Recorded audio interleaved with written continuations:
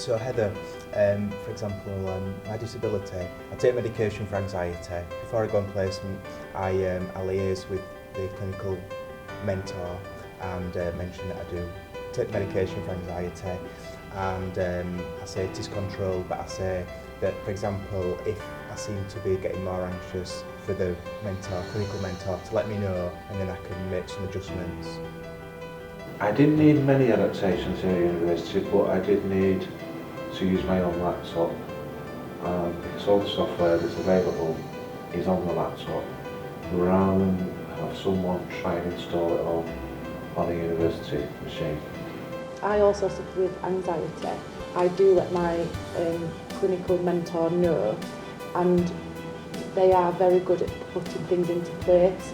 For example, if when working, if I do come across something quite traumatic, she briefs me and helps me understand why it's happened, what will happen next, and I find that this really does help with my anxiety. I think with the newspapers, they were actually saying they're limited in what they provide even able-bodied people. If I was to go on placement again in such a specific area, I would 100% research the area before I went, so that I've got some background knowledge and I feel more confident when I turn up on the first day. Before I found a placement, I had worries that I wouldn't be able to get. My biggest worry was getting to and from placement. My other worries about going out into the workplace was adaptations. The worry that they wouldn't provide them if I needed them, or if they saw that I ticked the disabled box, they wouldn't consider me for that position. When I disclose to my clinical mentor about my anxiety, I prefer to go into like an office, so it's private. I'm in the private setting, I feel more at ease in the office, for example, and I feel like I get more respect as well from the clinical mentor. My main concern was the access to the building and getting around, which that is what the problem was on a lot of the newspapers. So on the first day of your placement with your clinical mentor, you go to an initial interview, and during that interview it's a one-on-one in a private room.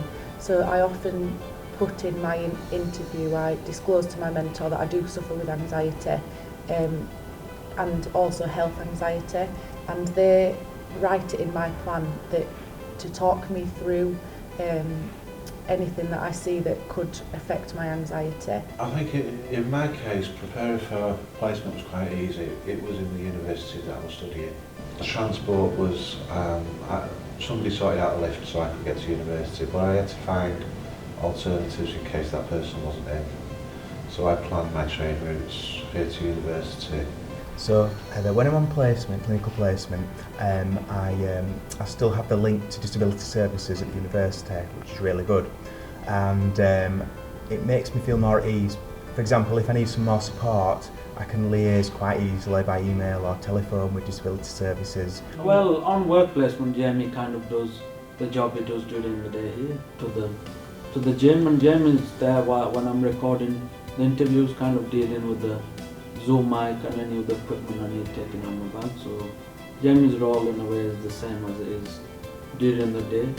If so, I think it's very important to have a positive attitude and to also have an open mind.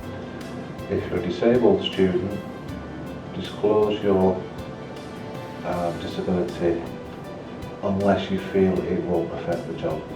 my main advice would be, if you're really thinking about where you're trying to get work placement, maybe take advice from a disability advisor. So my top tip for anyone going out onto a clinical placement is to, number one, research where you're going, so your placement area, your mentor's name, and secondly, to ring up about 2 weeks before your placement, just to find out where you're actually going. Yeah, so they're my top tips for going out onto placement.